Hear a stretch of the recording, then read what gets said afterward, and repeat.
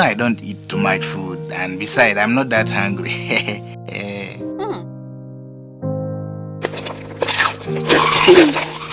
Hey bro, you're not eating, guy. What's up? Or is it because Linda is here? I don't eat too much food, and besides, I'm not that hungry. Really? Yeah. That's why I love you. What?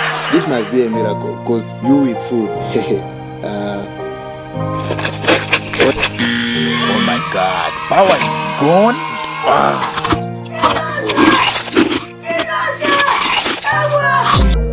Jesus Christ. Emotional damage. I said it. Power just went for 5 seconds. Like this now, food is done. Guy. Idiot. Yo, I got a lot of shit to say, so I'ma do this every